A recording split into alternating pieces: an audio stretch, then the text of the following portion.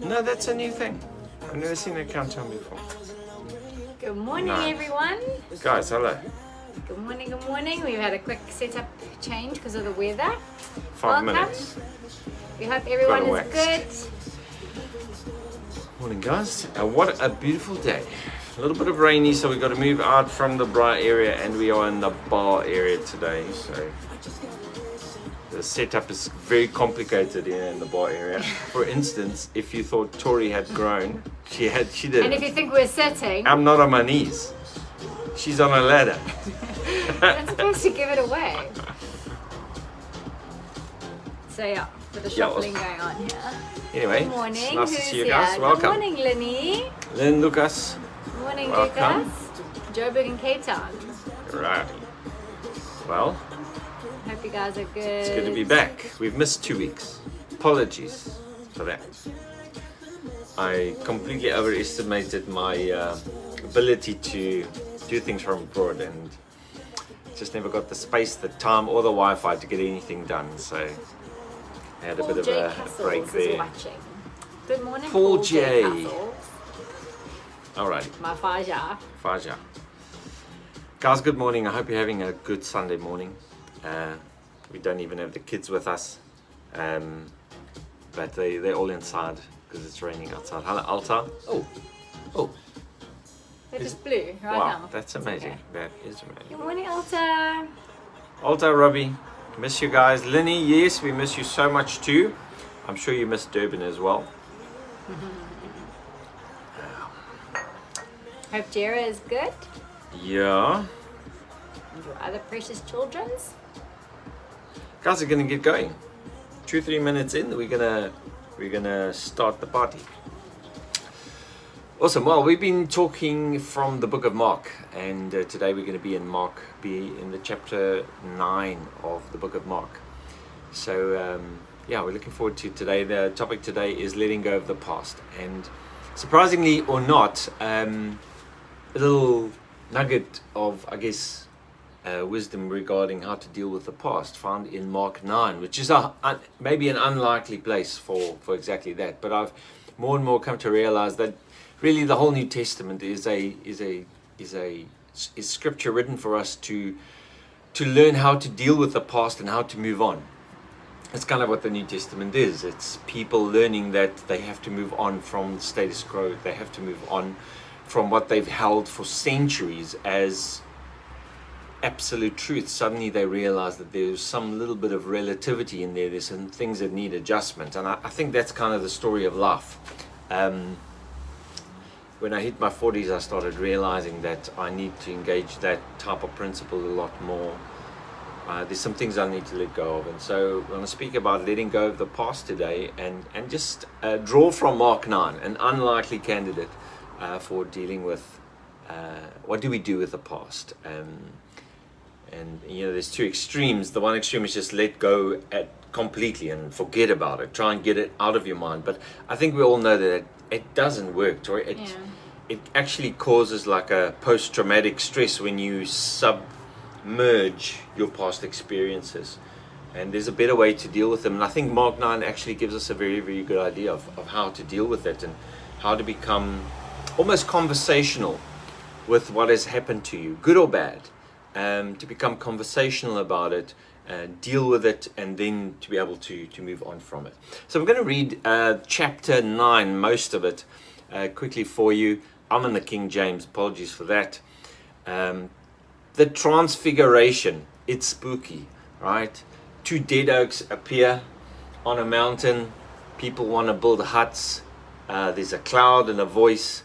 You know, it doesn't read like your average Sunday morning at church or wherever you go, but I think that there's a lot to be learned from this, and I believe that Mark included this for us because it was actually like, you know, this is slightly presumptuous of me, but I feel like he's trying to communicate to the reader, what do we do with our past as Jewish people? What do we actually do with this past, this inheritance, this beautiful thing we all value, our culture, our habits?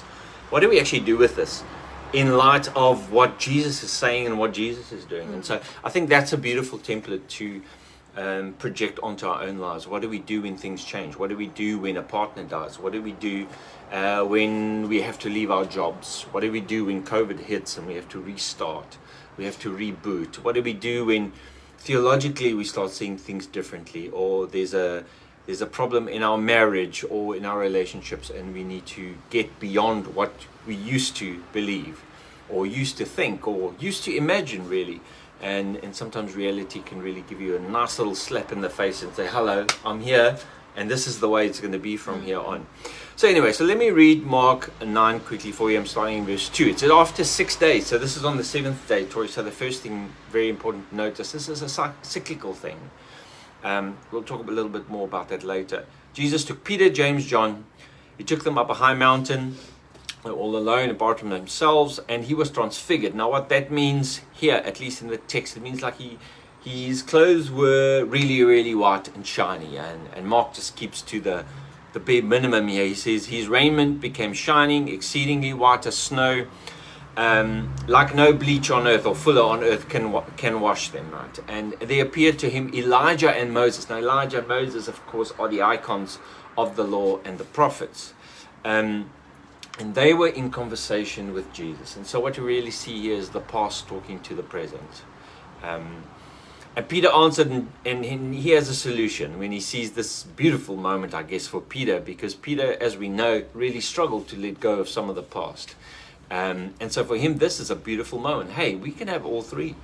Let's put them on equal footing. Let's build huts for all of them, and let's see where that goes. And so he proposes, look, let's make 3 tabernacles, 3 huts. It's also the word used for the actual tabernacle, the mobile tent that went through the wilderness. So it's a holy place. It's a place of habitation. One for you, one for Moses, one for Elijah. And then verse 6 says he didn't really know what to say because he was actually very afraid of what this moment held. So then there was a large cloud over all of them, and a voice came out of the cloud, and the voice out of the cloud said, "This is my beloved son, hear him." And so there comes some clarity into the moment, which meant that Peter doesn't build his huts. Peter had a bit of a reputation for shouting too early about what he thinks needed to be done. Remember when Jesus was supposed to be crucified and he said, no, never, it will never happen. And he had to be just hold on, Peter. And this is another, hey, just hold on, Peter. This is not the way it's going. This is the way it's going. Listen to the Son, right? So suddenly they look around and they saw no man anymore and Jesus only. And so in a moment, this whole experience is not there anymore. And they're back to reality, which is no Moses and no Elijah, and it's just Jesus, right? They came down from the mountain. He tells them, look, don't tell anyone about what you've seen, and then makes a shocking declaration again to them. He says, look, even I'll have to die. They're going to do to me what they did to Elijah. I'm going to have to die, but don't worry, I'm coming back. I'm going to be resurrected, right? And that's kind of where it ends, and you can read the rest of the chapter, but we're not going to focus on much of that today. So I thought it would be a good idea to just use this as a template, Tori, for how we actually deal with our own past. Because for me, this is quite a clear example, a case study of how Mark believed we needed to deal, or they needed to deal with their heritage, with their status quo, with their law, with their Moses, who was the absolute hero to all of them at that point. How do we deal with the past when the present is so different? When the present, I use the example again, kind of slaps you in the face and says, we're no longer in the wilderness, things are being done differently. And we know that Jesus' whole ministry was kind of like that. It was always drawing people out from the past and moving them along, and kind of what we see in the whole New Testament. So I've got a couple of just very basic things me and Tori are going to discuss. I think it's just 5 points of what kind of you can find in this little portion. I think it's very helpful. I think I have applied some of this in my life, and I think this could really help. So the first idea, Tori, is that the past is not always filled with bad stuff. In fact, I think us as humans, it seems to me like I seem to remember the good stuff so much easier than the bad things. Maybe there's a natural tendency to suppress the past, not to deal with it. But we all know that's not a solution.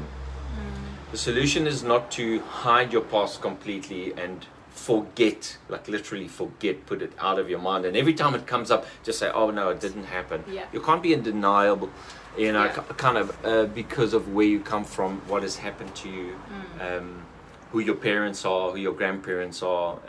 Denial is not the answer. But to that point, the good and the bad in the past can be a limiting factor on your life. Like, it's not just the failures or the there are moments that I recall from my past that they kind of haunt me, because in those moments I really failed, or maybe you were in those moments didn't achieve what you set out to achieve, and maybe your vision was cut short in sport or business or whatever it might be. Maybe you were rejected in moments, and those memories, those feelings, they don't leave you, they come back, kind of keep on coming back. And so that can severely limit you if you hold to that and assume and accept that as your reality.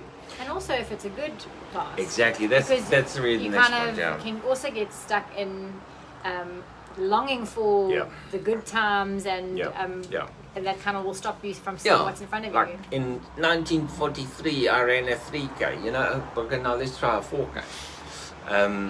So it was a great victory, but it's going to limit you unless you realize it is the past. It is not today, and today is a new day. So whether good or bad, those things do have a limiting effect on us. I know, you know, I always hear older people say the good old days, and it always worries me, because it feels to me like if someone says the good old days, they have given up. Like, you're kind of given up on hope for a better future.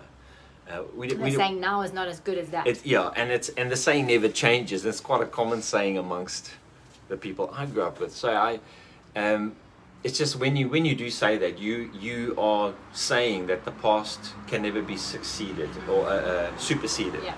And I think that's a sad place to live in, actually, because it cuts away hope from. And even if we say to our kids the good old days, what we are trying to say to them is, hey, you'll never have it as great as we used to have it. And this can be very innocent, but it can also be very limiting.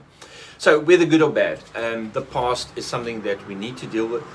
The past is something that is part of our makeup, and we'll say a little bit more about that. But firstly, just to give a little bit of perspective, I think in the account of Mark 9, Moses represents the past.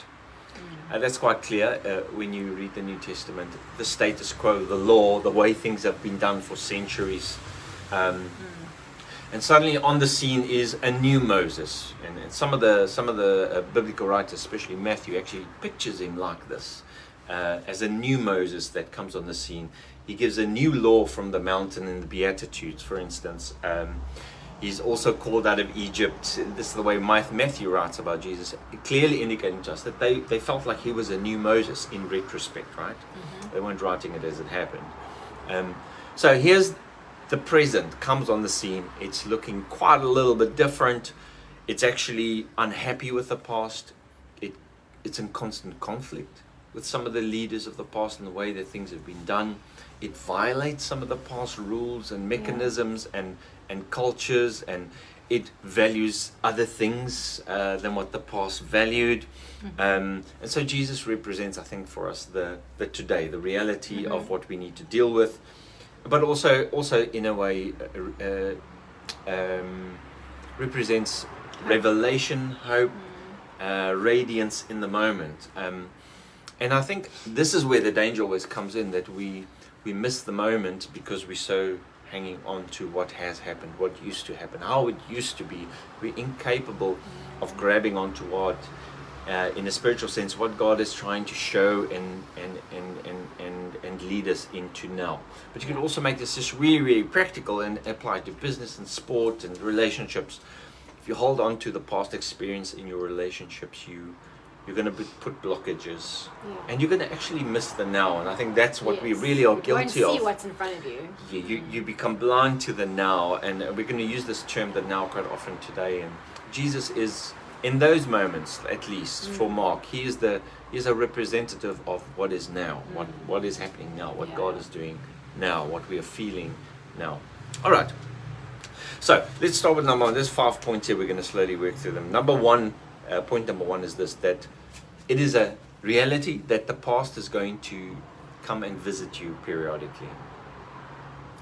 The past seems to pop up sometimes when we are weak, when we're struggling. Those memories of old failures, they come up. Or pain. Hurt, pain, even our victories. So I think this is a fact of life, that the past will periodically come and kind of confront us. It feels, at least to me, it feels like a confrontation. It's a, sometimes it will say, you can't do this. Remember back then when you failed at this is not you, you can't do this. And so it comes up, and it's really you yourself that's confronting yourself in that moment, the old you and the new you. But some of the things that we can say about that is that the past will come up in remembrance. And this is not a failure in itself. This is normal. Yeah. It's not a problem when your past visits you. That is normal. That's not where you fail. You haven't failed when your past comes knocking. Even if it's a past failure. That's normal. But I think what we could do better, Tori, and I think I'm kind of learning this as I'm going along, but when my past confronts me, sometimes I want to just think positive thoughts. Just get it out of your head. Just move it to the side. What is beautiful? What is lovely? What is heavenly? And maybe that's not the way to deal with the past. But a better way to deal with the past is actually to enter into conversation with it. To deal with that past. Yeah. To talk to it. To tell it, okay, I understand that is what happened, but actually now things are different. I've grown. I'm not the same person anymore. I can do this. I believe I can. Well, just, in other words, don't see it as a confrontation, but it's a conversation. And so this is kind of what does happen between Jesus, Elijah, and Moses. It's not a confrontation. Moses doesn't rock up there, starts confronting Jesus about, hey, why aren't you guys they're not washing their hands? You guys are eating and harvesting on the Sabbath. You're healing on the Sabbath. What's going on? Why have you changed what we've been doing so much? It was a conversation.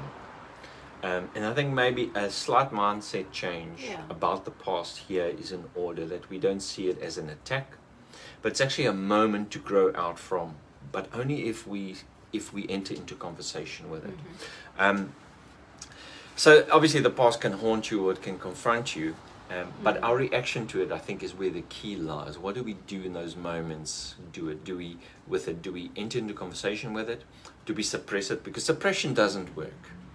Suppression, the more you suppress something, it just, the deeper you push that cork under the water, the longer you keep it there, it just comes back it just pops back up with a absolute fury and a vengeance. And that's maybe the way I was taught to deal with the past. Think positive thoughts, just try and ignore it as much as you can. But the real way to deal with the past is to actually enter into conversation with it. Deal with it, it loses its power to some degree.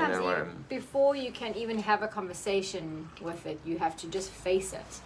Even let it sit there for a bit, because if you've suppressed it for long enough, you can't just go from that to just talking about it. It's a process that you have to go through, and sometimes you can go through it on your own, sometimes you need help, but you need to face it and almost like desensitize yourself to that pain that it keeps triggering if it's a painful past, before you can have a conversation about it. So I also think it's normal to find that difficult to face it. I think the hardest thing to face is yourself. It's one thing to face other people, but to face your own failures, to face your own past it's not an easy thing. So the next thing we'd like to just mention quickly is that the past presents itself as this is how it's supposed to be, or this is how it's always been. And there's a lot of power that comes, there's a lot of weight that comes with something that has a history. This is how it's supposed to be. So when Moses appears, everybody knows what Moses stands for. Everybody knows how Moses asked people to do stuff, how the law operated. And now there was Jesus who was doing things differently. But the authority of Moses is in this. This is how it has always been, or this is how it's supposed to be. And to fight that is really hard. Maybe another way to put this is to not allow tradition to guide us in in contradiction to our conscience or what we feel the Spirit of God is pushing from within us. Yeah. So I think that's pretty important to know that the past does come with a lot of weight. It comes with the ideas of it's always been like this, or this is the right way. This is how we've always done it. And there's a lot of weight in that statement. It takes a lot of guts to say, I know, I recognize, I respect, I even honor my past, but I know now here different from here. Yeah. We'll talk about the risk involved in that in a moment. So I think it then takes a bit of time to move this type of confrontation between you and your past, to take it from a confrontation and to slowly bring it into a balanced conversation. Yeah. So that they can be learning from it, because in confrontations there's fear, there's apprehension, nobody learns anything, people are hurt by it, you come away from that confrontation in a I can't do this, or you're disheartened, maybe motivated in some cases, but to turn the confrontation into a balanced conversation, I think is what we see what happens when Jesus speaks to the prophets and the law, of which he is the fulfillment, but they are it has always been like this. You know, how can you say no? How can you say let's move on? So that's number one. The past will confront you. That's normal, but what do you do with the past when it pops up? And the process of, like Tori said, first facing it, even if you have to rehearse it slightly, remember what happened, face it, and then turning it into a conversation rather than a confrontation. That's where we want to get. So number two is letting the past go does not mean to forget it. And I think here that's pretty important, because I think we are our past. You know, we are, what are we besides the memories that we carry about how things used to be and how we used to do things? We really are that past. And so to disrespect the past is actually to disrespect yourself. And to honor the past is really to honor yourself. But this way we have to be careful not to put it in a place it doesn't belong to, like to create a habitation for it. Today is different than yesterday. And today is different from when you were 16, when you were 22, when you were 5, whatever might have happened to you. Today is different, and because you have today, you still have the power to move, to move on, to transform. This passage is called the Transfiguration, and for me, it's very fitting. It's fitting because confronting the past is about transforming, about moving forward and progressing in your life. So it does not mean to forget. Letting go does not mean to forget. Now, specifically here, think of people who have lost spouses, children, parents, or whatever the case may be.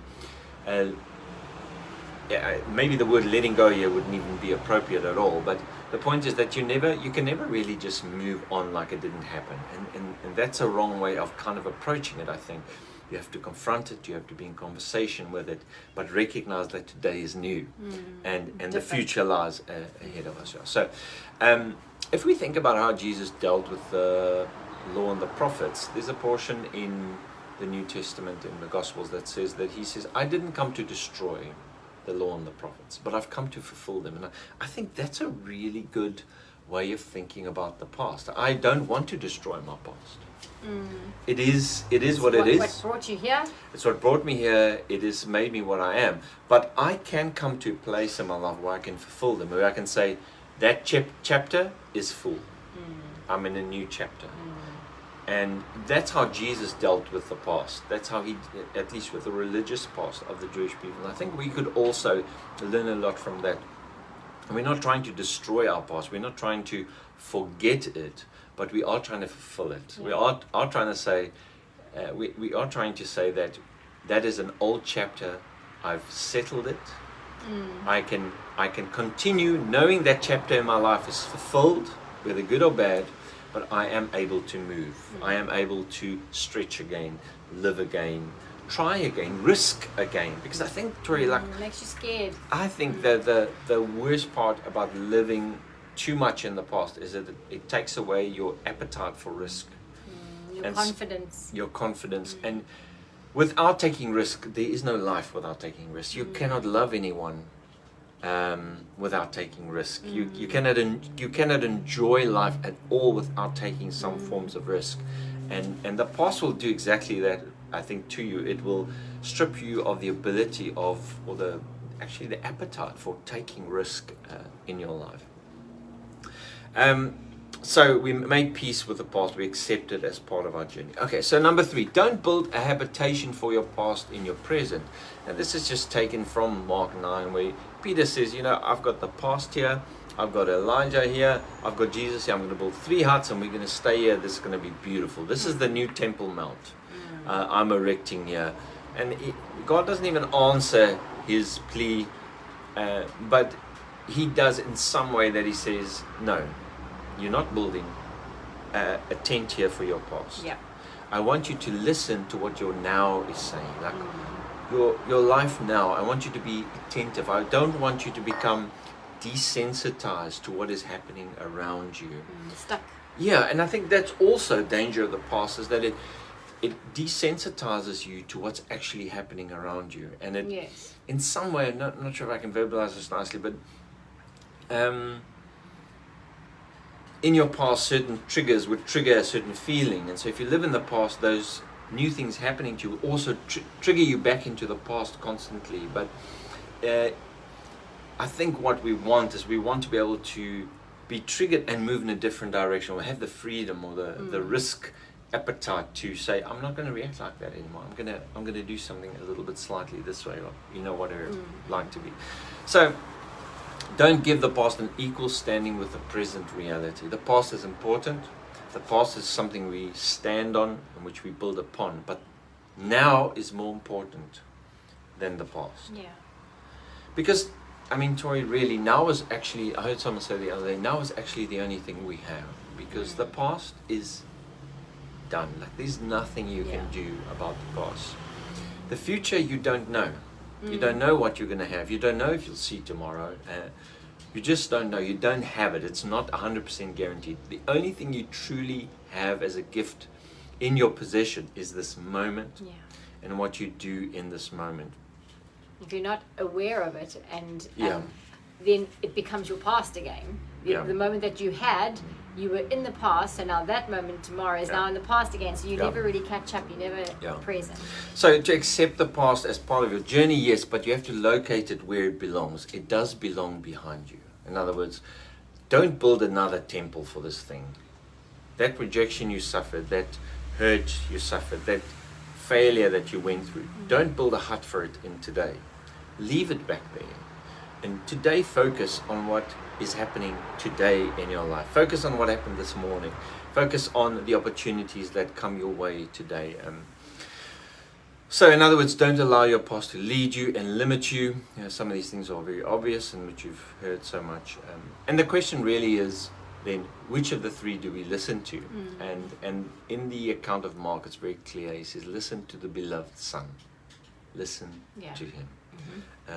And so in our little metaphor here today, we want to propose that we listen to today, that we hear today, that we are not so preoccupied with the past or obsessed with the future, that we can't hear the today, we can't hear the voices around us today, the voice of our spouse, the voice of our children, the voice of someone that's in need, the voice of victory, the voice of failure. To live in the now, I guess, becomes a very cliche for our kind of generation, or the generation after me, actually.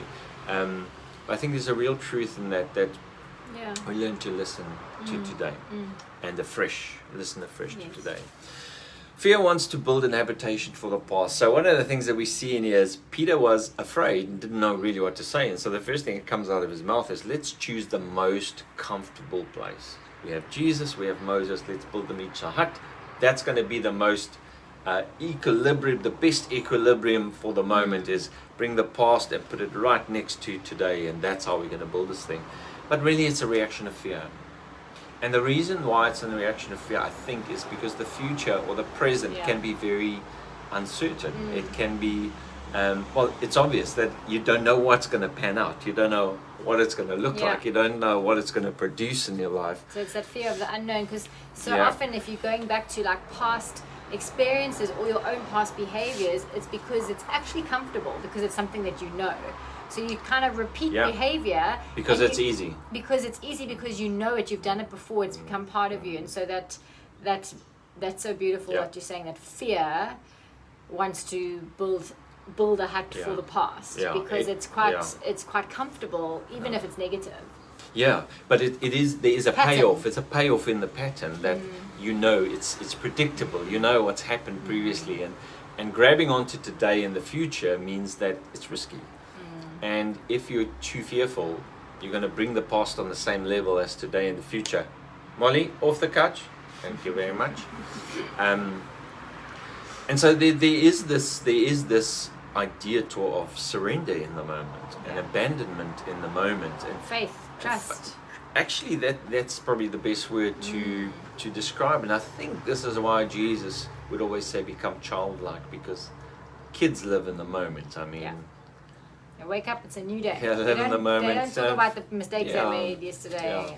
And so maybe being childlike is to be always willing to take that risk, to grab onto what is happening now, grab onto what is God doing in your life today, like what is happening in your business now. And who is in your life today? Yeah. You know, you've got seasons in your life, and sometimes you can stay busy with people that are have consistently hurt you in the past, and maybe God has brought new people to your life today, but you're kind of looking past them because you're caught up. Yeah, absolutely, very good. Transformation means risk, and progress is risk, and I really believe that transformation and progress is kind of what salvation entails for us.